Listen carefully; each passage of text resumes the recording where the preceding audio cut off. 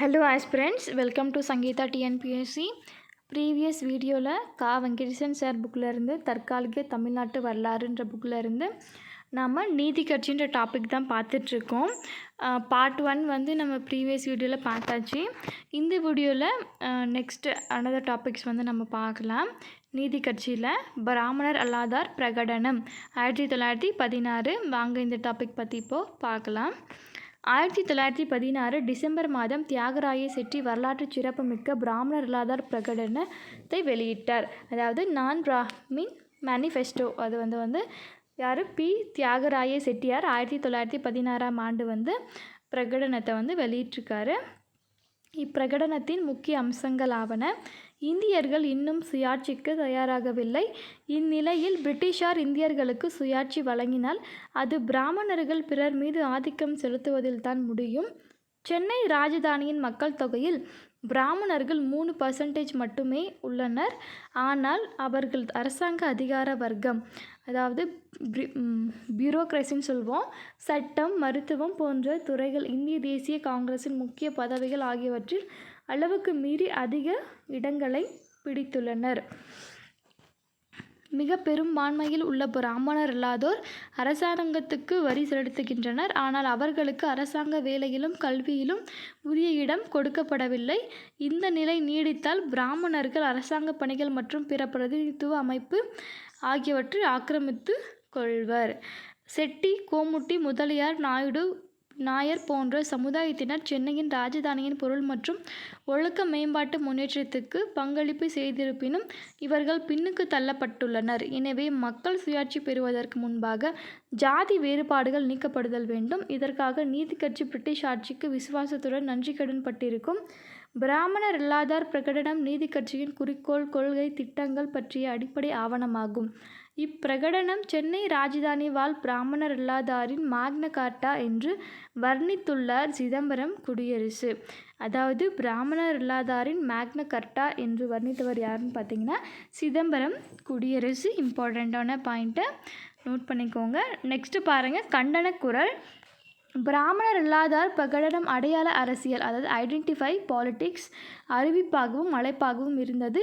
இந்த அறிவிப்பு பிராமணர் அல்லாதோருக்கு தனிப்பட்ட அடையாளத்தை கொடுத்தது.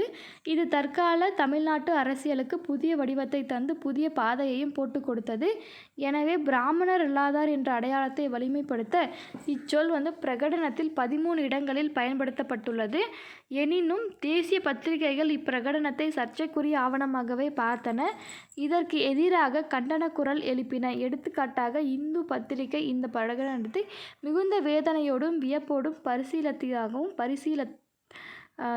இதில் காணப்படும் பல விஷயங்கள் நியாயமற்றதாகவும் திரித்து கூறப்பட்டிருப்பதாகவும் பெருமைக்குரிய இந்திய சமூகத்தாரிடையே இந்த அறிவிப்பு கசப்புணர்வை ஏற்படுத்துவதை தவிர வேறு எந்த நோக்கத்தையும் நிறைவேற்றப் போவதில்லை என்றும் எழுதியது. நெக்ஸ்ட் பாருங்கள், இந்து நேசன் பத்திரிகை இப்புதிய சங்கம் துவக்கப்பட்டதை பற்றிய சந்தேகத்தை கிளப்பியது. அன்னி பெசன்ட்டின் நியூ ஏஜ் இப்பிரகடனமும் நீதி கட்சியையும் அகால மரணமடையும் என்று ஆருடம் கூறியது. இது செட்டியாரின் பிரகடனம் என்று வர்ணித்த டைம்ஸ் ஆஃப் இந்தியா ஒன்று சேர்ந்து செயல்படக்கூடிய ஒருமித்த பிராமணர் அல்லாதார் என்ற வகுப்பார் யாரும் இல்லை என்று கூறியது. இப்பிரகடனம் ஒரு முறைகேடான கட்டுக்கதை, அரசியல் போலிப்புனைவு, கற்பனை செய்தி என்றெல்லாம் குறை கூறப்பட்டது. இக்குற்றச்சாட்டுகளுக்கு பதிலளிக்கும் வகையில் பிராமணர் அல்லாதார் என்ற நீதி கட்சி பத்திரிகை கேலி பேசுவோர் பேசட்டும், பிராமணர் அல்லாதார் சமுதாயம் எவராலும் தடுத்து நிறுத்த முடியாத அளவுக்கு முன்னேறும் என்று எழுதியது. எனினும் நீதி கட்சியின் எழுச்சி கோப்பையில் எழுந்த புயல் அல்ல என்பதை உணர வைத்தது. ஸோ இது ரொம்ப இம்பார்ட்டன்ட் பாயிண்ட்ஸ் இதில் இருக்குது. ஸோ பார்த்துக்கோங்க. அவங்க கொஷின் எங்கேருந்து வேணாலும் எடுப்பாங்க. ஸோ ஜஸ்ட்டு கண்ணில் பார்த்து வச்சுக்கோங்க. நீதி கட்சி பத்திரிகைகள் 1917. 1917 தென்னிந்திய மக்கள் சங்கம் தனது பங்குகளை விற்று மேலும் பணம் திரட்டி 40,000க்கு ஒரு அச்சுக்கூடத்தை வாங்கி நீதி என்ற பெயரில் முதல் இதழை வெளியிட்டது. அதாவது 1917 பிப்ரவரி 24. இந்த பிப்ரவரி 24 ஸ்கூல் புக்கில் இருக்காது. ஸோ இங்கே கொடுத்துருக்காங்க. ஸோ பார்த்து வச்சுக்கோங்க. 40,000க்கு ஒரு அச்சுக்கூடத்தையும் வாங்கியிருக்கிறாங்க 1917. டி.எம். நாயர் இப்பத்திரிகையில் கௌரவ பதிப்பாளராகவும் எம்.எஸ். பூர்ணலிங்கம் துணை பதிப்பாளராகவும் பொறுப்பேற்றனர். அதாவது கௌரவ பதிப்பாளராக எம்.எஸ். பூர்ணலிங்கம் அவர்களும் டி.எம். நாயர் தான் கௌரவ பதிப்பாளராகவும் எம்.எஸ். பூர்ணலிங்கம் பார்த்திங்கன்னா துணை பதிப்பாளராகவும் பொறுப்பேற்றிருக்காங்க. அதே போன்று பக்தவத்சலம் பிள்ளையை பதிப்பாளராக கொண்டு திராவிடன் என்ற தமிழ் செய்தி பத்திரிகை, அதாவது திராவிடன் என்ற தமிழ் செய்தி பத்திரிகை வந்து பக்தவத்சலம் பிள்ளை அவர் தான் வந்து பதிப்பாளராக அதுக்கு வந்து இருந்திருக்காரு. 1917 ஜூன் மாதம் துவங்கப்பட்டது. நெக்ஸ்ட்டு பாருங்கள், ஏசி பார்த்தசாரதி நாயுடு ஆந்திர பிரகாசிகா அது நாயுடுஸ் அதுலேயே வந்து நீங்கள் ஷார்ட்கட் வச்சுக்கோங்க. ஆந்திர பிரகாசிகா தெலுங்கு பேசுகிறவங்களாம் நாயுடுஸ் நம்ம சொல்லுவோம். தெலுங்கு செய்தி பத்திரிகையை விலைக்கு வாங்கி பதிப்பித்தார். நீதி கட்சி வந்து 3 பத்திரிகைகள் மூலம் கொள்கைகளையும் திட்டங்களையும் செயல்பாடுகளையும் பரப்பும் பழக்கத்தை ஏற்படுத்தியது. அந்த காலகட்டத்தில் பிராமணர் பத்திரிகைகளை எதிர்த்து நிற்பது என்பது நினைத்து பார்க்க முடியாதது. எடுத்துக்காட்டாக திவான் பகதூர் கருணாகர மேனன் நீதி ஆங்கில பத்திரிகை ஆசிரியராக இருக்க ஒப்புதல் கொடுத்தார். ஆனால் Annie Besant, C P. Ramaswamy Iyer, P. Kesavapillai ஆகியோரின் பேச்சை கேட்டு கடைசி நேரத்தில் ஆசிரியர் பொறுப்பேற்க மறுத்துவிட்டார். நெக்ஸ்ட் பாருங்கள், பிராமணர் அல்லாதார் மாநாடு 1917 நீதி கட்சியின் கொள்கைகள். நீதி கட்சி துவக்கப்பட்டு பிராமணர் அல்லாதார் பிரகடனம் வெளியிட்ட பின் முதல் பிராமணர் அல்லாதார் மாநாடு ஃபர்ஸ்ட் நான் பிராமின் கான்ஃபரன்ஸ் 1917 ஆகஸ்ட் 19ஆம் நாள் கோயம்புத்தூரில் ரமராயனின்கரின் தலைமையில். ஸோ இது வந்து பார்த்திங்கன்னா ஓல்டு எடிஷன் தான். ஸோ இதில் இருக்கிற வேர்ட்ஸ்லாம் பார்த்திங்கன்னா ஒன்று வந்து அவ்வளோ ஈஸியாக படிக்கிற மாதிரி இல்லை. பட் ஒரு சில வேர்ட்ஸ் மட்டும்தான் இப்படி இருக்குது. ஸோ அதை வந்து கரெக்டாக பார்த்துக்கோங்க. ரமராயனின்கரின் தலைமையில் நடைபெற்றது. இம்மாநாட்டில் நீதி கட்சியின் நோக்கங்களும் இலக்குகளும் தெளிவுபடுத்தப்பட்டது. தென்னிந்தியாவில் உள்ள அனைத்து சமுதாயங்களின் கல்வி, பொருளாதார, சமூக ஒழுக்க நிலைகளை மேம்படுத்தல், பிராமணர் அல்லாதாரின் எண்ணங்களையும் எதிர்பார்ப்புகளையும் ஆங்கில அரசாங்கத்திடம் எடுத்துரைத்தல், பொதுக்கூட்டங்கள், பிரசுரங்கள் மூலம் கட்சி கொள்கைகளையும் செயல் திட்டங்களையும் பற்றி பிரச்சாரம் செய்தல். இக்கொள்கைகளை மக்களிடம் கொண்டு செல்வதற்காக 1914ஆம் ஆண்டு இறுதிக்குள் கோவை, சேலம், திருநெல்வேலி, பிக்காவலை, புலிவெண்டியா, பெசவாடா ஆகிய நகரங்களில் மாநாடுகள் நடத்தப்பட்டன. இம்மாநாடுகள் நீதி கட்சி நிலை பெற்றுவிட்டது என்பதை உறுதிப்படுத்தின. ஒரே ஆண்டில் 1917 6 வட்டார மாநாடுகளை நடத்திய பின் முதல் மாநில மாநாடு 1917 டிசம்பர் 28, 29 தேதிகளில் சென்னை வெலிங்டன் திரை அரங்கில் நடைபெற்றது. அம்மாநாட்டில் துவக்க கல்வி, விவசாய கல்வி, தொழில் கல்வி, பொது நிறுவனங்கள், அரசாங்க பணி, உள்ளாட்சி அமைப்புகள், அறக்கட்டளை அமைப்புகள், சமூக சமய முன்னேற்றம், தற்காப்பு இயக்கம், அரசியல் சீர்திருத்தம், வகுப்பு வாரி பிரதிநிதித்துவம், லட்சிய கனவுகள் பற்றியெல்லாம் பரிசீலிக்கப்பட்டது. அரசியல் போர் துவங்கிவிட்டது. ஓயாது உழையுங்கள், வெற்றி நோக்கு நடைபோடுங்கள். உங்களுடைய சமுதாய உரிமைகள் உடனடியாக ஏற்றுக்கொள்ளப்படாமலும் போகலாம். ஆனால் வருங்கால சமுதாயம் இவற்றை நிச்சயம் அறுவடை செய்யும் என்ற அறைகூவலுடன் மாநாடு வந்து முடிவுற்றது. நெக்ஸ்ட் பாருங்கள், முதல் 4 ஆண்டுகள், அதாவது 1916 முதல் 1920 வரை நீதி கட்சி துவக்கப்பட்ட பின் அக்கட்சி பல சவால்களை சந்திக்க வேண்டியதாயிற்று. அவற்றுள் முதலாவது அறிவிலும் ஆற்றலிலும் அரசாங்க ஆதரவிலும் வலுவாக இருந்த பிராமணர்களுடன் மோதியதாகும். அன்றைய சென்னையில் 3 வலுவான பிராமணர் கோஷ்டிகள் செயல்பட்டு வந்தன. மயிலாப்பூர் குழு, இக்குழுவில் சேத்துப்பட்டு ஐயர்களும் வெம்பாக்கம் ஐயங்கார்களும் இடம் பெற்றிருந்தனர். எக்மோர் குழு, இந்த குழு இந்து பத்திரிகை பதிப்பாளர் கஸ்தூரிரங்க ஐயங்காரின் தலைமையில் செயல்பட்டது. சேலம் குழு சி. ராஜகோபாலாச்சாரியும் பிற தேசியவாதிகளும் சேலம் பிரிவின் பிரதான தலைவர்களாவர். இக்கோஷ்டிகள் நீதி கட்சியின் கொள்கைகளை எதிர்த்தனர். ஸோ ஆக்சுவலாக சி. ராஜகோபாலாச்சாரியும் வந்து ஒரு பிராமணர் தான். ஸோ தெரிஞ்சுக்கோங்க, நீதி கட்சி ஆட்சிக்கு வந்தால் இத்தகைய திட்டங்களை நிறைவேற்றும் என்பது பற்றி இக்கோஷ்டிகளுடன் போராட வேண்டியிருந்தது. குறிப்பாக மயிலாப்பூர், எக்மோர் பிராமண கோஷ்டிகள் இனவாரி இடஒதுக்கீட்டு முறையை கம்யூனல் ரெப்ரசன்டேஷன் எதிர்க்க சேலம் குழுவின் தலைவர் ராஜாஜியும் அவரது ஆதரவாளர்களும் காந்தி துவக்கிய ஒத்துழையாமை இயக்கத்தை சென்னை ராஜதானியில் வெற்றிகரமாக செயல்படுத்த வேண்டும் என்பதில் தீவிரமாக இருந்தனர். நீதி கட்சி வகுப்பு வாரி இடஒதுக்கீட்டு கொள்கையிலும் ஒத்துழையாமை இயக்கத்தை எதிர்ப்பதிலும் பிடிவாதமாக இருந்தது. ஸோ இதெல்லாம் பார்த்துக்கோங்க. கூற்று காரணம் சரியா தவறெல்லாம் வந்து கேட்பாங்க. நீதி கட்சியும் சுயாட்சி இயக்கமும். நீதி கட்சியும் அன்னி பெசன்ட் அம்மையாரின் சுயாட்சி இயக்கமும், அதாவது ஹோம் ரூல் மூமெண்ட்னு வந்து அன்னி பெசன்ட் அம்மையார் வந்து ஸ்டார்ட் பண்ணியிருப்பாங்க. ஃபஸ்ட்டு வந்து திலகர் ஸ்டார்ட் பண்ணியிருப்பார் ஏப்ரலில். அதுக்கப்புறம் 1916 அன்னி பெசன்ட் அம்மையார் வந்து ஹோம் ரூல் மூமெண்ட் சென்னையில் வந்து ஸ்டார்ட் பண்ணியிருப்பாங்க. அம்மையார் வந்து ஜனாதன இந்து மதத்தின் தீவிர ஆதரவாளர். அவரது இயக்கத்தை தமிழ்நாட்டு பிராமணர்கள் ஆர்வத்துடன் ஆதரித்தனர். எனவே நீதி கட்சி வந்து சுயாட்சி இயக்கத்துக்கு எதிராக செயல்பட்டது. Doctor T M. நாயர் அன்னி பெசன்ட்டின் பிற்போக்கு மருத்துவ கருத்துக்களை எதிர்த்து வந்தார். பிராமணர் அல்லாதார் பிரகடனம் சுயாட்சி இயக்கத்தை கடுமையாக எதிர்த்தது. அதேபோன்று அன்னி பெசன்ட்டின் நியூ இந்தியா பத்திரிகையும் இப்பிரகடனத்தை சாடியது. நீதி கட்சி அன்னி பெசன்ட் அயர்லாந்து பிராமணி என்று வர்ணித்தது. ஸோ நீதி கட்சி வந்து அயர்லாந்து பிராமணின்னு அன்னி பெசன்ட் வந்து சொல்லியிருக்காங்க. சுயாட்சி என்பது பிராமணர் ஆட்சி என்று விமர்சித்தது திராவிடன் பத்திரிகை. நீதி கட்சியின் 3 பத்திரிகைகளிலும் சுயாட்சி இயக்கத்தை எதிர்த்து பல விமர்சன கட்டுரைகள் பிரசுரிக்கப்பட்டன.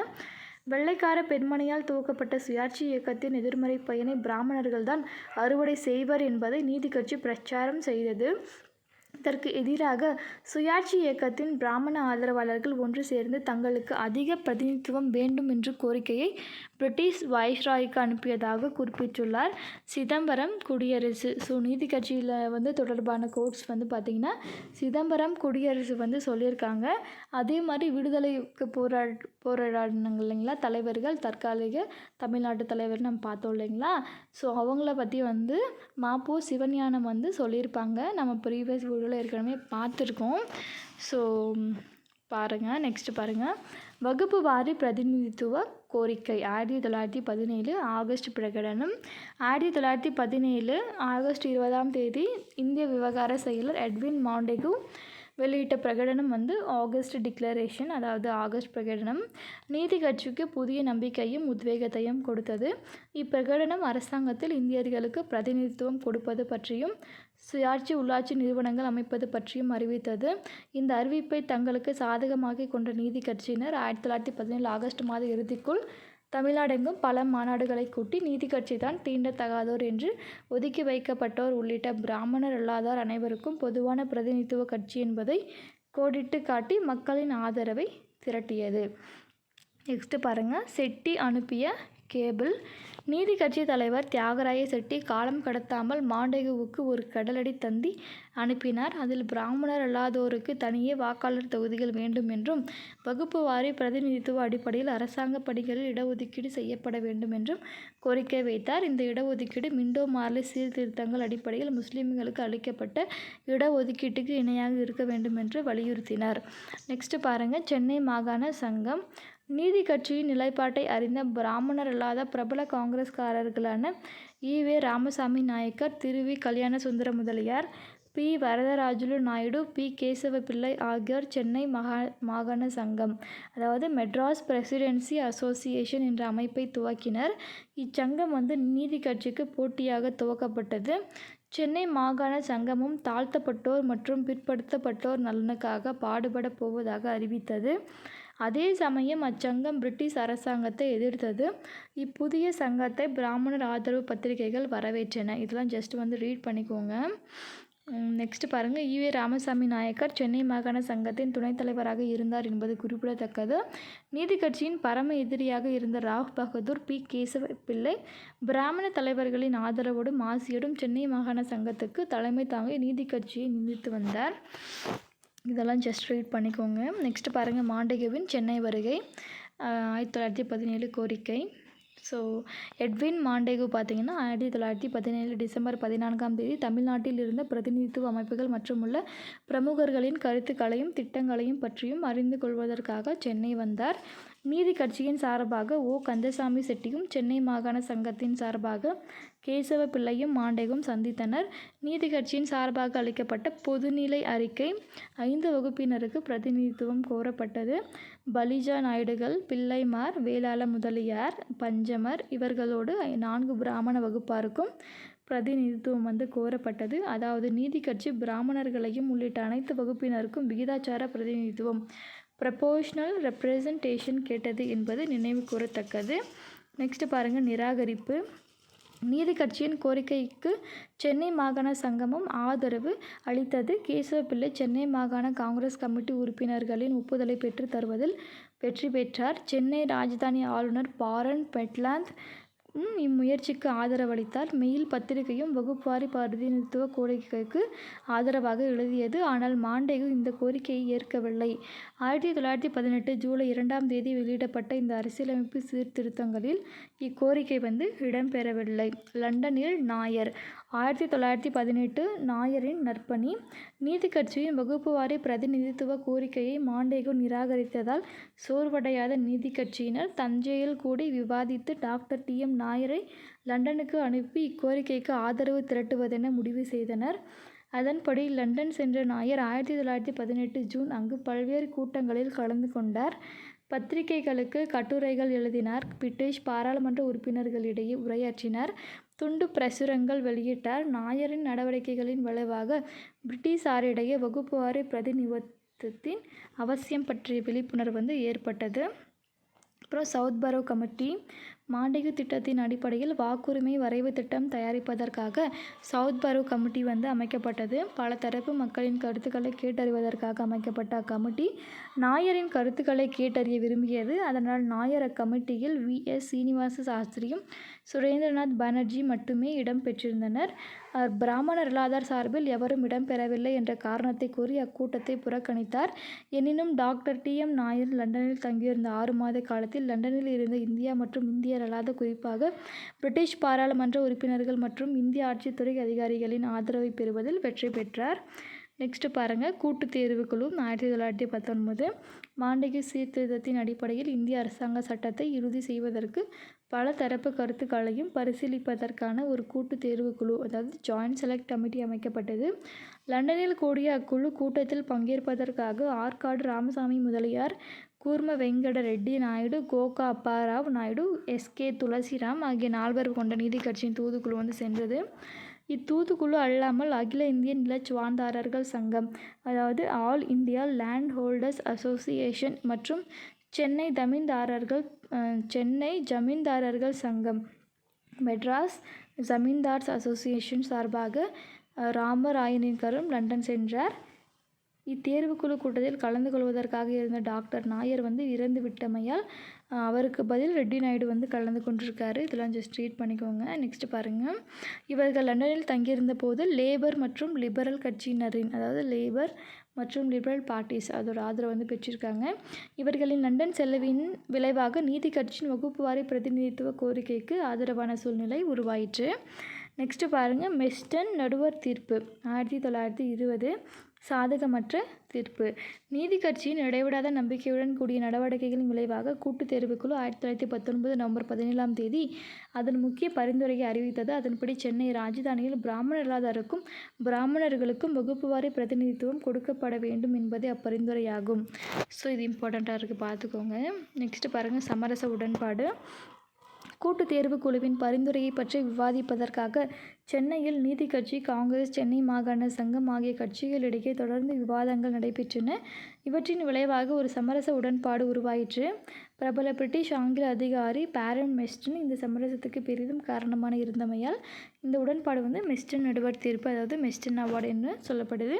இத்தீர்வின்படி 63 பன்மை உறுப்பினர் தொகுதிகள், அதாவது ப்ளூரல் மெம்பர் கான்ஸ்டிடியூவன்சிஸ் பிராமணர் அல்லாதாருக்கு ஒதுக்கப்பட்டது. இவற்றில் 3 தொகுதிகள் நகரங்களுக்கும் 25 தொகுதிகள் கிராமங்களுக்கும் ஒதுக்கப்பட வேண்டும். இது நீதி கட்சி பலரது ஒத்துழைப்போடு நிகழ்த்திய மகத்தான சாதனையாகும். ஒத்துழையாமை, அதாவது ஆங்கிலேயருக்கு ஆதரவு. 1919ஆம் ஆண்டு மாண்டேகு சீர்திருத்தம் மற்றும் ரவுலட் சட்டம் இயற்றிருக்கு. அதுக்கு எதிராக காந்தி ஒத்துழையாமை இயக்கத்தை துவக்கிப்பார். தமிழ்நாட்டில் ஒத்துழையாமை இயக்கம் முழு வீச்சுடன் நடைபெற்று கொண்டிருக்கையில் நீதி கட்சி ஒத்துழைக்க மறுத்துவிட்டது. மாறாக அக்கட்சி பிரிட்டிஷ் அரசாங்கத்தின் ஆதரவோடு மாண்டேகு சீர்திருத்தத்தின் விளைவாக நடைபெற இருந்த மாநில சட்டமன்ற தேர்தலில் பங்கேற்று பிராமணர் அல்லாதார் முன்னேற்றத்துக்கு தேவையான உரிமைகளையும் சலுகைகளையும் பெற்றுத்தர தீர்மானித்தது. எனவே எனவே காந்தியின் தலைமையின் கீழ் துவக்கப்பட்ட ஒத்துழையாமை இயக்கத்தோடு ஒத்துழைக்கவில்லை. பிரிட்டிஷார் ஆட்சியில் இருக்கும்போதே சமூக நீதிக்கான அடித்தளத்தை அமைத்துவிட வேண்டும் என்பது நீதி கட்சியின் தலையாய நோக்கமாக இருந்தது. அது மட்டுமல்ல, காந்தியின் திட்டம் பிராமணர்களின் செல்வாக்கை அதிகரித்து அவர்களின் கரங்களை பலப்படுத்துமே அன்றி கட்டுக்கோப்பான சமுதாய சமத்துவத்தை ஏற்படுத்தாது என்று உறுதியாக நம்பினர் நீதி கட்சியினர். காந்தியை குழப்பத்தின் குருநாதர் என்று வர்ணித்தனர். ஸோ காந்தியை குழப்பத்தின் குருநாதர்னு வர்ணித்த கட்சி தான் நீதி கட்சியை சேர்ந்த. சரி, நெக்ஸ்ட் பாருங்கள், பிரச்சார பீரங்கிகள். நீதி கட்சியின் பிரச்சார பீரங்கிகளான ஜஸ்டிஸ், திராவிடன், ஆந்திர பிரகாசிகா ஆகிய பத்திரிகைகள் ஒத்துழையாமை இயக்கத்துக்கு எதிராக முடுக்கிவிடப்பட்டன. மரியதாஸ் ரத்தினசாமி என்ற நீதி கட்சி பிரமுகர் மகாத்மா காந்தியின் அரசியல் தத்துவம் என்ற பிரசுரத்தில் காந்தியையும் அவரது ஒத்துழையாமை இயக்கத்தையும் கடுமையாக விமர்சித்தார். அதாவது பார்த்திங்கன்னா, இப்போது நீதி கட்சி முழுக்க காந்தியிசமுக்கு ஆப்போசிட்டாக தான் இருந்திருக்கிறாங்க. அவரது ஒத்துழையாமை இயக்கத்தையும் கடுமையாக விமர்சித்தார். அதே போன்று மற்றொரு நீதி கட்சி தலைவரான ரெட்டி நாயுடு காந்தியின் இயக்கத்துக்கு எதிராக சூறாவளி சுற்றுப்பயணம் மேற்கொண்டார். அதாவது சூறாவளி சுற்றுப்பயணம்லாம் மேற்கொண்டிருக்காங்க, பார்த்துக்கோங்க. காந்தி மீதான அவநம்பிக்கை. நீதி கட்சியினர் காந்தி மீது கொண்டிருந்த அவநம்பிக்கைக்கான காரணம் பார்த்திங்கன்னா, காந்தி ஒரு பிராமணர் அல்லாதவராக இருந்தும் அவர் பிராமணராக இருந்து பிராமண வைதிகத்தை ஆதரித்தது. ஸோ அவர் பிராமிசம் ஆதரவு கொடுத்ததுனால தான் காந்தியோட கருத்துக்கள் எதிர்த்திருக்காங்க நீதி கட்சி. அவரது கிராமிய கொள்கை நாடு தொழில்மயமாவதற்கு எதிரானது. காந்தியின் கனவான ராமராஜ்யம் பிராமண ராஜ்யம் என்ற நீதி கட்சியினரின் கணிப்பு. காந்தியின் குறிக்கோளான குழப்பவாதம் பார்த்திங்கன்னா நடைமுறை சாத்தியமற்றது. நாட்டின் அரசியல் விடுதலை சமுதாய சுதந்திரத்துக்கு வழிவகுக்கும் என்ற காந்தியின் தவறான முடிவு. சமூக நீதியின் மீது சீரமைக்கப்படும் சமுதாயம்தான் அரசியல் சுதந்திரத்துக்கு தகுதியானது என்று நீதி கட்சியோட நிலைப்பாடு. நெக்ஸ்ட் பாருங்கள், காந்தியின் சென்னை பேச்சு 1921.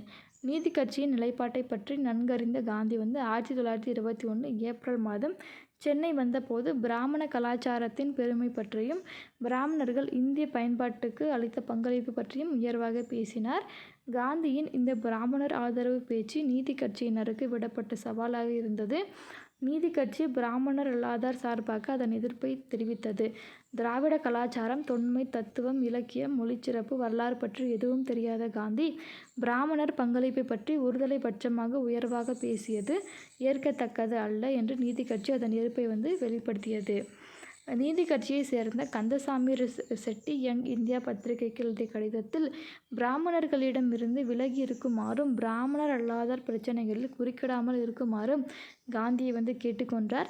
இதற்கு பதிலளித்த காந்தி பிராமண கலாச்சாரத்தை பற்றிய கருத்தை மீண்டும் வலியுறுத்துவதோடு இந்திய பல கலாச்சாரங்களின் கலவை என்றும் திராவிட தென்னாட்டை ஆரிட வடநாட்டிலிருந்து பிரித்து பார்க்க வேண்டாம் என்றும் கேட்டுக்கொண்டார். காந்தியின் ஒழுக்க தலைமையை உயர்வாக கருதிய நீதி கட்சியினர் அவரது பிராமணர் ஆதரவு கொள்கையை கடுமையாக சாடினர். ஸோ நீதி கட்சியுடைய சாதனையாளர்கள் பார்க்கலாமாங்க. அயோத்திதாசரை பற்றி கொடுத்துருக்குறாங்க. அயோத்திதாசர் திராவிட இயக்கத்தின் முன்னோடி. அவ்வியக்கத்துக்கு புதிய பாதையை காட்டியவர். முதல் தலித் தலைவர். இவர் பார்த்திங்கன்னா 1845 மே 20 கோயம்புத்தூர் மாவட்டத்தில் காத்தவராயன் என்ற கிராமத்தில் பறையார் குலத்தில் பிறந்தவர். இவருடைய தாத்தா ஆர்லிங்சன் பிரபு விடம் வேலை பார்த்தவர். இதன் காரணமாக அவரது குடும்பமும் கிராமம் வெளிச்சத்துக்கு வந்தன, பிரபலமடைந்தன. அயோத்திதாசர் இளம் வயதிலிருந்து இலக்கிய புலமை பெற்றிருந்தார். மேலும் இவர் பார்த்திங்கன்னா தமிழ், ஆங்கிலம், சமஸ்கிருதம், பாலி ஆகிய மொழிகளில் புலமை உடையவராக இருந்தார். யாவற்றுக்கும் மேலாக இவர் சித்த வைத்திய நிபுணராக திகழ்ந்தார். அயோத்திதாசர் பார்த்திங்கன்னா 1870களில் நீலகிரி தோதுவர்கள் மற்றும் பிற பழங்குடியினரிடையே தங்கி அவர்களுடைய பிரச்சனைகளை புரிந்து கொண்டு விழிப்புணர்வை உண்டாக்கி அவர்களை ஒன்று சேர்க்கும் பணியில் ஈடுபட்டார். இந்த அனுபவத்தின் விளைவாக அவருக்கு திராவிடர் பற்றிய ஆர்வம் ஏற்பட்டது. 1876ஆம் ஆண்டு அத்வைதானந்தா சபை என்ற அமைப்பை தோற்றுவித்திருக்காரு. அருள் திரு ஜான் ரத்தினம் அவர்களுடன் இணைந்து திராவிட பாண்டியன் என்ற இதழை நடத்தி வெளியிட்டிருக்காரு. அயோத்திதாசர் பார்த்திங்கன்னா 1886ஆம் ஆண்டு தீண்டத்தகாதோர் இந்துக்கள் அல்லர் என்று அதிர்ச்சி தரக்கூடிய அசாதாரணமான புரட்சிகரமான பிரகடனம் செய்தார். இப்பிரகடனம் அன்றைய கல்வியாளர்களிடையே பெரிய சலசலப்பை ஏற்படுத்தியது. ஜனாதன பழமைவாதிகள் மற்றும் சமூக சீர்திருத்த ஆர்வலர்களின் கவனம் இவர் பக்கம் திரும்பியது. இப்பிரகடனத்தை தொடர்ந்து 1891 திராவிட மகாஜன சபை, அதாவது திராவிடியன் மகாஜன சபா என்ற அமைப்பை தோற்றுவித்தார். 1891 மக்கள் கணக்கீட்டின் போது தலித்துகள் தங்களை சாதியற்ற திராவிடர், அதாவது கேஸ்லெஸ் திராவிடியன்ஸ் என்று தெரிவிக்க வேண்டும் என்று வேண்டுகோள் விடுத்தார். நெக்ஸ்ட் பாருங்கள். அயோத்திதாசரின் வரலாற்று பார்வை வித்தியாசமாக இருந்தது. அவர் பண்டைய பறையர்கள், பௌத்தர்கள் என்றும் நில சொந்தக்காரர்கள் என்றும் அவர்களுடைய நிலத்தை வெளியிலிருந்து வந்த அயலவ ஆசிரியர்கள் திருடி கொண்டார்கள் என்றும் கூறினார். அது மட்டுமல்ல, அயோத்திதாசர் பார்த்திங்கன்னா கர்னல் ஹால்காட்டை சந்தித்து புத்த மதத்துக்கு மாறுவது பற்றி பேசினார். பேசியதோடு மட்டுமின்றி அவர் ஹால்காட்டின் ஆதரவுடன் இலங்கை சென்று சிங்கள புத்த துறவியான பிக்கு சுமங்கல நாயகியிடம் தீட்சை பெற்றார். இலங்கையிலிருந்து சென்னை திரும்பிய அயோத்திதாசர் 1898 சாக்கிய புத்த சங்கம், அதாவது சாக்கிய புத்திஸ்ட் சொசைட்டி என்ற அமைப்பு உருவாக்கினார். அதன் கிளைகளை தென்னிந்தியாவின் பல இடங்களில் துவக்கினார். இச்சங்கங்களின் கூட்டமைப்பு இந்திய புத்த சபை, இந்தியன் புத்திஸ்ட் அசோசியேஷன் என்று அழைக்கப்பட்டது. அயோத்திதாசர் 20ஆம் நூற்றாண்டின் துவக்கத்தில் 1907 ஒரு பைசா தமிழன் என்ற செய்தித்தாளை வெளியிட்டிருக்காரு. இதில் பிராமணர்களையும் அவர்கள் திராவிட தமிழர்களுக்கு செய்த அநீதிகளையும் கடுமையாக விமர்சித்தார். இவருடைய புரட்சிகரமான சிந்தனைகளும் நடவடிக்கைகளும் தென்னிந்திய கல்வியாளரிடையேயும் அரசாங்க அதிகாரிகளிடையேயும் சமூக சீர்திருத்தவாதிகளிடையேயும் பெரிய தாக்கத்தை ஏற்படுத்தியது. அயோத்திதாசர் 1914ஆம் ஆண்டு 69 வயதில் இயற்கை எழுதினார். அயோத்திதாசர் அறிவாற்றலும் செயலாற்றலும் மிக்க பன்மொழி புலவர், இலக்கியவாதி, தென்னாட்டின் முதல் பிராமண எதிர்ப்பாளர், தமிழ்நாட்டின் ஆதிவாசிகளையும் தமிழர்களையும் திராவிடர் வழி வந்தவர்களாக கருதினார். பிராமணர்களை தமிழர்களின் தாழ்ச்சிக்கும் வீழ்ச்சிக்கும் காரணம் என்ற விதையை தமிழ் மண்ணில் விதைத்தவர். தலித்துகள் இந்த விஷ வட்டத்திலிருந்து வெளியே கொண்டு வர முடிந்த சமுதாய புரட்சியாளர். நெக்ஸ்ட் இதெல்லாம் ஜஸ்ட் பார்த்துக்கோங்க. நெக்ஸ்ட் பாருங்கள். தற்காலிக தமிழ்நாட்டில் தலித் எழில்மலை தலித் சாகித்ய அகாதமி மூலம் வெளியிட்ட அயோத்திதாசரின் எழுத்துக்களும் எண்ணங்களும் தமிழர்களிடையே இந்த திராவிட முன்னோடியை பற்றிய ஆர்வத்தை உண்டாக்கியது. மத்திய சுகாதாரத்துறை அமைச்சராய் இருந்த தலித் எழில்மலை அயோத்திதாசரின் நினைவாக தேசிய சித்த வைத்திய ஆராய்ச்சி மையத்தை, அதாவது national centre for Siddha research, சென்னையில் தோற்றுவிக்கப்பட வேண்டும் என்று கோரிக்கை முன்வைத்தார். இவரை தொடர்ந்து இந்திய குடியரசுக் கட்சி தலைவர் சேகு தமிழரசன் சித்த வைத்திய ஆராய்ச்சி மையத்தை துவக்க வேண்டும் என்று போராடினார். 2005 செப்டம்பர் 3ஆம் தேதி சென்னையில் சித்த வைத்திய ஆய்வு மையம், இன்ஸ்டிடியூட் ஆஃப் சித்தா ரிசர்ச், இந்திய பிரதமர் டாக்டர் மன்மோகன் சிங் அவர்களால் திறந்து வைக்கப்பட்டது.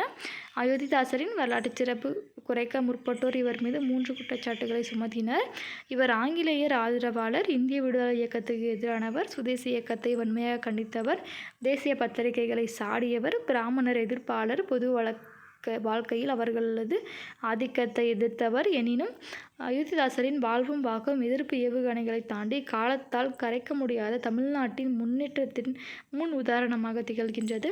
அம்பேத்கர், பெரியார், ஈவேரா, உதித்ராஜ், திருமாவளவன் போன்றோர் அயோத்திதாசரின் கொள்கை வாரிசுகள் என்றால் மிகையாகாது. நெக்ஸ்ட்டு பாருங்கள். இரட்டைமலை சீனிவாசன் ரொம்ப இம்பார்ட்டன்ட். இவரை பற்றி கண்டிப்பாக கொஷின் கேட்குறாங்க. ஸோ வீடியோ ஃபுல்லாக ஸ்கிப் பண்ணாமல் பாருங்கள். இரட்டைமலை சீனிவாசன் 1860 1945 இரட்டையர், அதாவது இரட்டைமலை சீனிவாசன் அயோத்திதாசரின் மைத்துனர். இருவரும் தலித்துகளின் முன்னேற்றத்தின் ஆழ்ந்த அக்கறை கொண்டவர்கள், தலித் இயக்க முன்னோடிகள். இரட்டைமலை சீனிவாசன் 31வது வயதில் பறையர் மகாஜன சபை என்ற அமைப்பை தோற்றுவித்தார் 1891.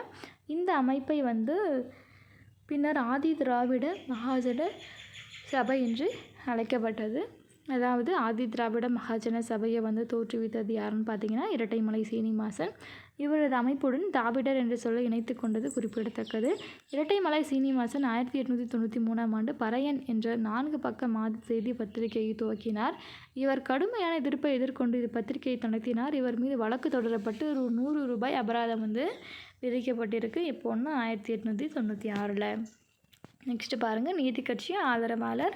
இரட்டைமலை சீனிவாசன் நீதி கட்சியின் பிராமண நிலாதார் இயக்கத்தை ஆதரித்தார். இவர் 1917 சென்னையில் நடைபெற்ற முதல் பிராமணர் நிலாதார் மாநாட்டில் கலந்து கொண்டார். அப்போது இவரது முன்னிலையில் டாக்டர் TM நாயர், ஆரியரும் திராவிடரும் வெவ்வேறு இனங்கள் என்றும் வெளியிலிருந்து வந்த ஆரியர் வீட்டுக்குள் நுழைந்து திருடன் போன்று திராவிடர்களின் சொத்தை சூறையாடிவிட்டனர் என்று பேசினார். ஸோ இம்பார்ட்டன்ட் ப்ரீவியஸ் இயரில் இந்த கொஷின் கேட்டிருக்கிறாங்க, நோட் பண்ணிக்கோங்க. வீட்டுக்குள் நுழைந்த திருடன் போன்று திராவிடர்களின் சொத்தை சூறையாடி விட்டனர் என்று பேசியிருக்கிறாரு யார்? இரட்டைமலை சீனிவாசன். விடுதலை போராளி இரட்டைமலை சீனிவாசன் இந்திய விடுதலை போராட்டத்தில் பங்கேற்றார். 1930ஆம் ஆண்டில் லண்டனில் நடைபெற்ற முதல் வட்டமேஜை மாநாட்டில் B.R. அம்பேத்கருடன் கலந்து கொண்டார். இவர் M.C. ராஜா, அம்பேத்கர் ஆகியோர் 1932இல் காந்தி துவக்கிய தீண்டத்தகாதோர் ஊழியர் சங்கத்தில் சேர்ந்து விரைவிலேயே அந்த அமைப்பிலிருந்து விலகி கொண்டனர்.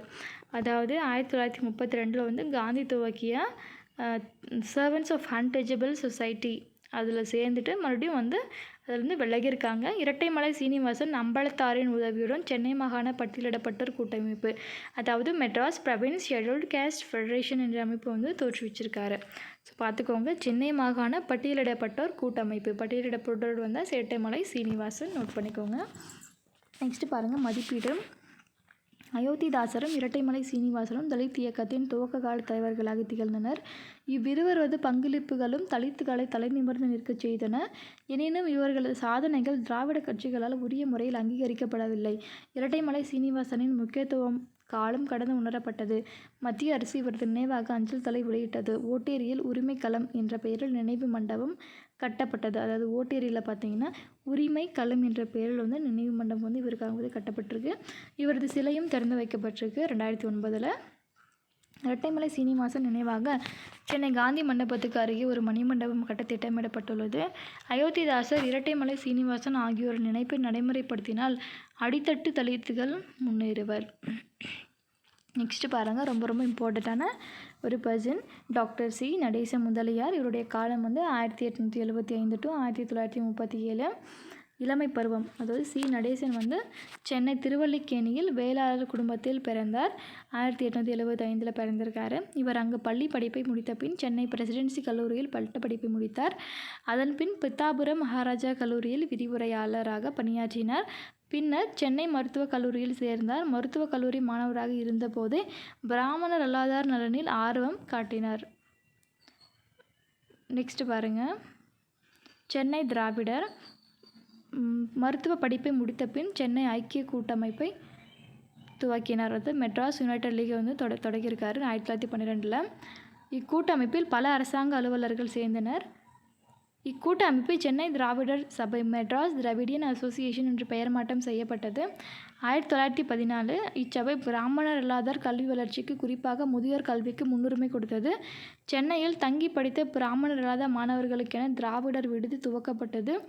டாக்டர் நடேச முதலியார் இவ்விடுதிக்கு பொறுப்பாளராக இருந்து வழிநடத்தி சென்றார். இதுவே சென்னையில் திராவிட மாணவர்களுக்காக நடத்தப்பட்ட முதல் விடுதி என்று குறிப்பிடத்தக்கது. ஸோ சென்னையில் நடத்தப்பட்ட முதல் விடுதி சி. நடேச முதலியார் துவக்கியது தான். சமரச செல்வர். பிராமணர் அல்லாதோர் முன்னேற்றத்தில் அக்கறை கொண்ட மருத்துவர் நடேச முதலியார் சென்னை வாழ் பிராமணர் அல்லாத பிரமுகர்களை ஒன்று சேர்க்கும் முயற்சியில் ஈடுபட்டார். அப்போது சென்னை மாநகராட்சியில் பிரபலமாக திகழ்ந்து ஒரு துருவங்களாக செயல்பட்டு வந்த பிரபலங்களான செல்வந்தர் P.T. தியாகராய செட்டியும் மருத்துவ மேதை டாக்டர் T.M. நாயரும் ஓரணியில் கொண்டு வரும் முயற்சியில் வெற்றி பெற்றார்.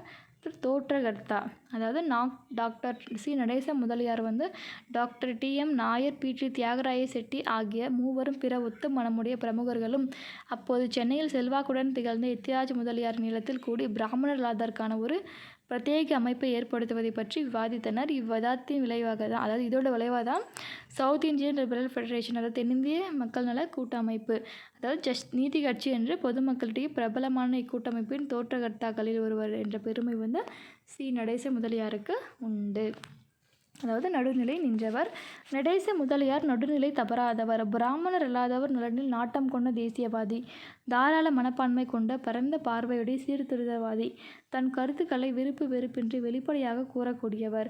1923 சென்னை சட்டமன்றத்துக்கு நடைபெற்ற தேர்தலில் நீதி கட்சியின் வேட்பாளராக போட்டியிட்டு வெற்றி பெற்றார்.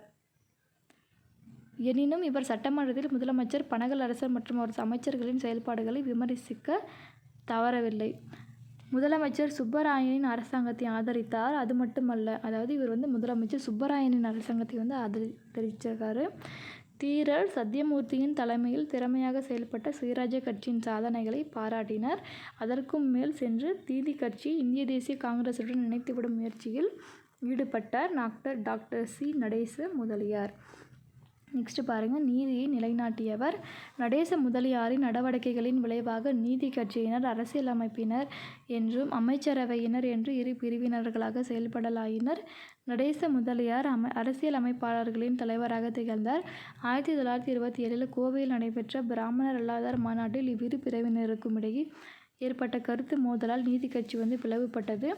பின்னர் இவ்விரு பிரிவினரும் இணைந்தனர். 1929 நடைபெற்ற நீதி கட்சி மாநாட்டுக்கு தலைமை தாங்கினார் டாக்டர் சி. நடேச முதலியார். அந்த மாநாட்டில் தான் பிராமணர்களை நீதி கட்சி உறுப்பினர்களாக சேர்ப்பது பற்றிய தீர்மானம் நிறைவேற்றப்பட்டது. சி. பி. ராமசாமி ஐயர் ஜாதி முறையை எதிர்த்தும் ஆலய நுழைவு சட்டத்தை ஆதரித்தும் பேசியதை நடேச முதலியார் வரவேற்று பாராட்டினார். 1937 சென்னை சட்டமன்ற தேர்தலில் போட்டியிட தயாராயிருந்த சமயத்தில் டாக்டர் சி. நடேச முதலியார் 62வது வயதில் காலமானார்.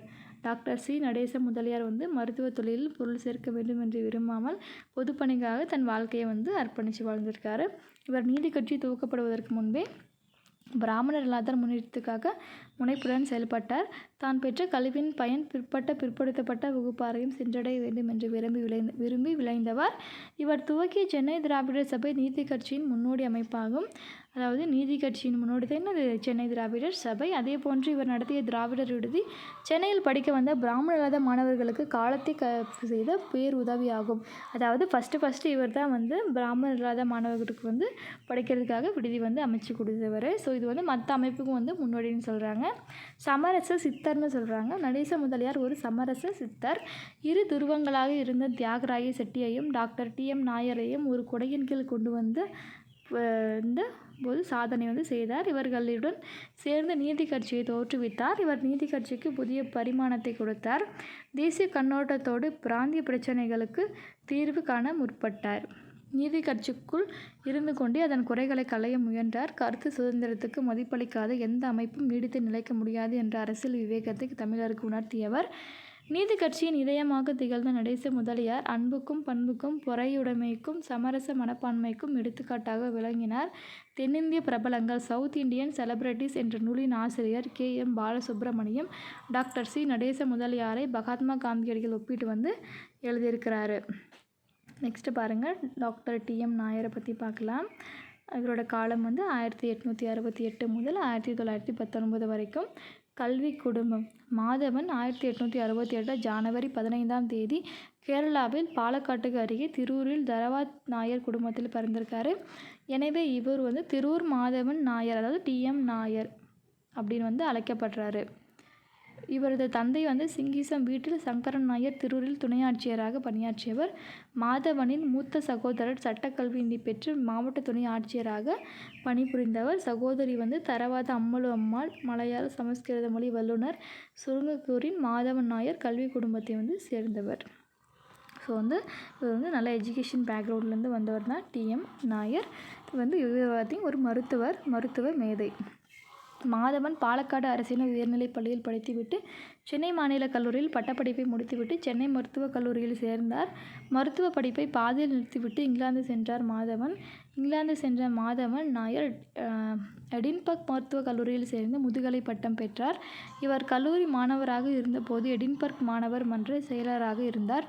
பின்னர் படிப்பை முடித்தவுடன் எடின்பர்க் இந்திய சங்க தலைவராகவும் எடின்பர்க் பல்கலைக்கழக முற்போக்கு சங்க உறுப்பினராகவும் எடின்பர்க் பல்கலைக்கழக முற்போக்கு இதழின் ஆசிரியராகவும் லண்டன் இந்திய சங்க செயலாளராகவும் பின்னர் அதன் துணைத் தலைவராகவும் பிரிட்டிஷ் மருத்துவ சங்கம், ராயல் ஆசிய சங்கம், தேசிய முற்போக்கு மன்றம் மற்றும் ராயல் சங்கம் ஆகியவற்றின் உறுப்பினராகவும் இருந்தார்.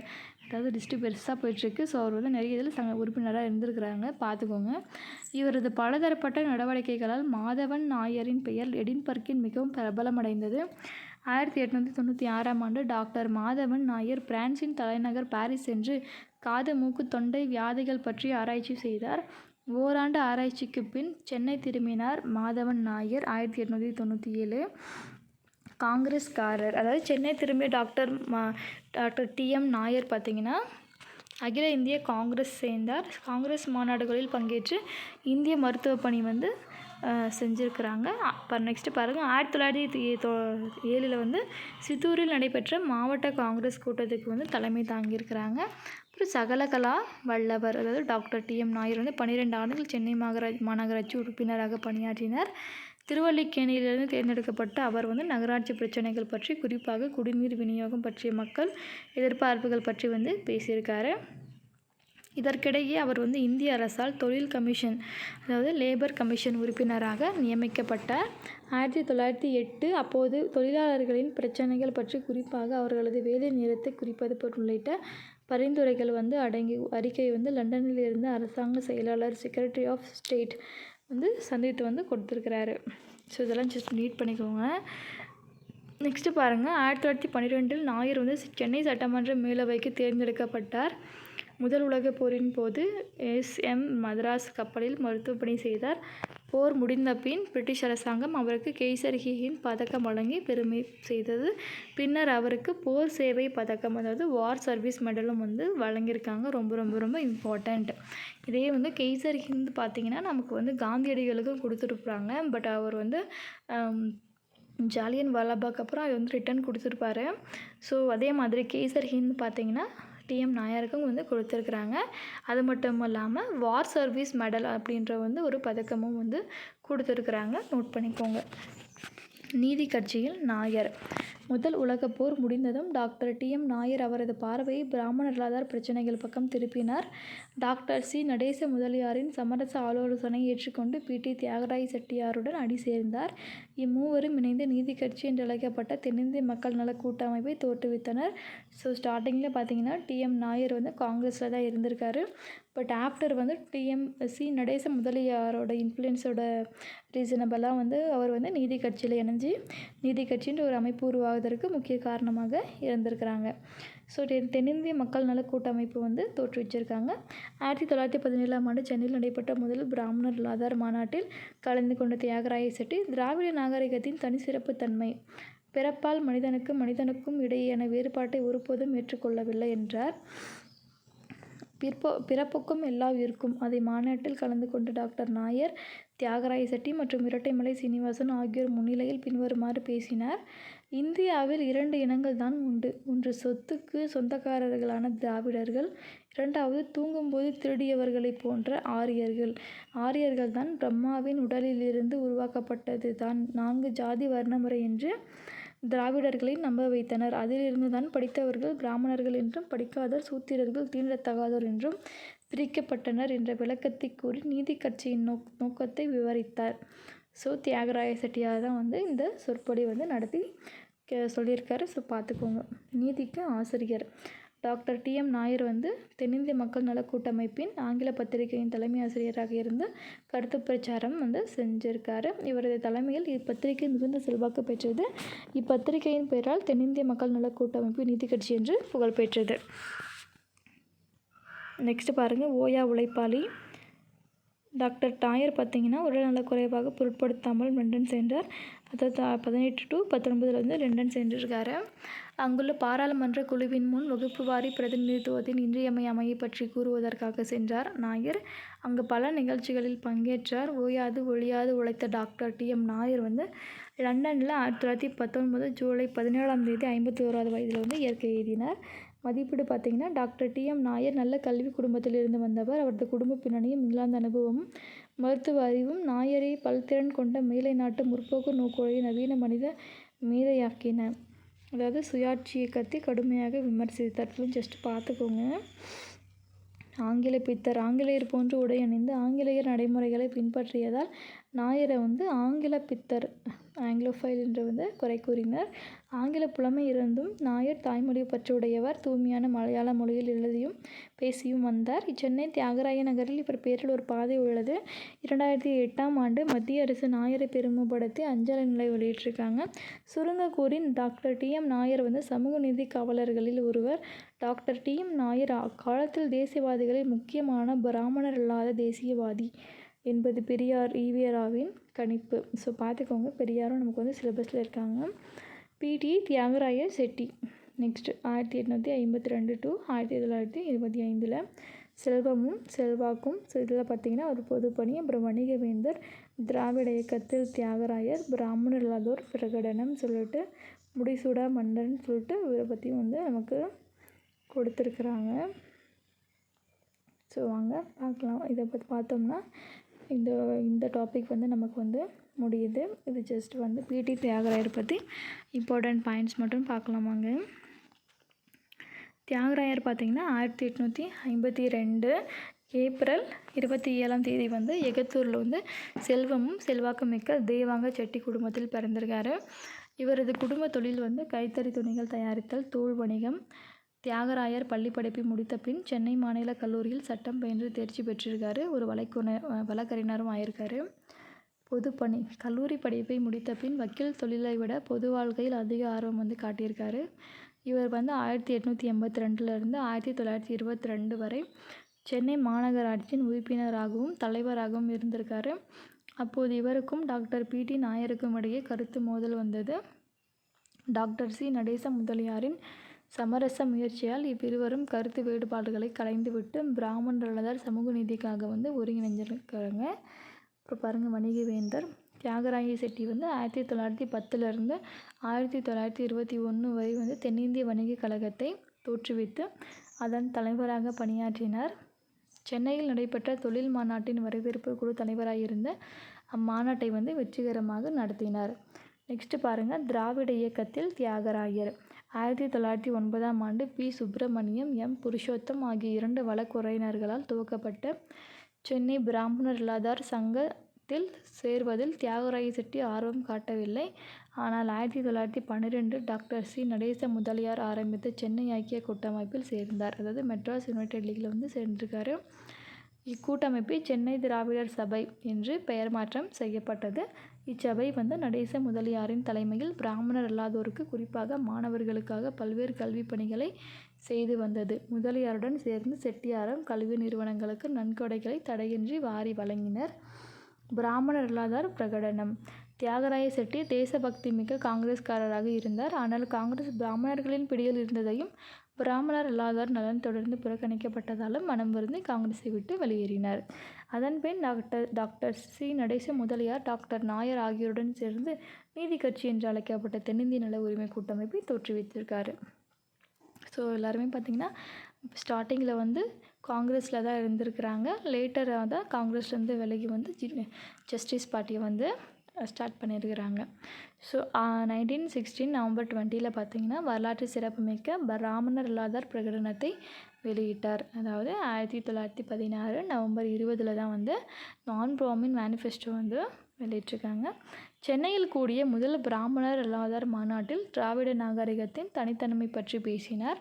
நீதி கட்சியின் நோக்கங்கள் வந்து தெளிவுபடுத்தப்பட்டன. ஸோ நம்ம ப்ரீவியஸாக பார்த்துருப்போம் இல்லையா, டிஎம் நாயர் அந்த சொற்பொழியில் வந்து இவர் தான் வந்து பேசியிருப்பார் அந்த மாநாட்டில். நெக்ஸ்ட்டு பாருங்கள், முடிசூடா மன்னர் தியாகராய செட்டி பார்த்திங்கன்னா 1917 நீதி கட்சி தலைவராக தேர்ந்தெடுக்கப்பட்டார். அதன் பின் 8 ஆண்டு காலம் வந்து அக்கட்சியின் முடிசூடா மன்னராக கோலோச்சினார். இவரது தலைமை காலத்தில் பல பிராமணர் இல்லாதார் மாநாடுகள் நடத்தப்பட்டன. சமூக நீதி பிரச்சாரம் சென்னை ராஜதானி எங்கும் மேற்கொள்ளப்பட்டது. மாவட்ட நகர்மன்ற கிளைகள் துவக்கப்பட்டன. ஆங்கில அரசாங்கத்தின் ஆதரவோடு நீதி கட்சி வந்து வளர்ந்தது. நீதி கட்சி அரசாங்கம் பல பிராமணர் இல்லாதார் நலத்திட்டங்களை நிறைவேற்றியது. இவர் சென்னை மாநகராட்சியின் மேயராக இருந்தபோது தான் முதல் முறையாக குறிப்பிட்ட மாநகராட்சி பள்ளிகளில் மதிய உணவு திட்டம் அறிமுகப்படுத்தப்பட்டது. அதாவது 1921. அதன் பின்னர் நீதி கட்சி வந்து அரசாங்கம் நகராட்சிகள் சட்ட முனிசிபாலிட்டிஸ் ஆக்ட் வந்து திருத்தம் செய்து மதிய உணவுக்கான செலவை அரசாங்க செலவாக வந்து ஏற்றுக்கொண்டிருக்கு.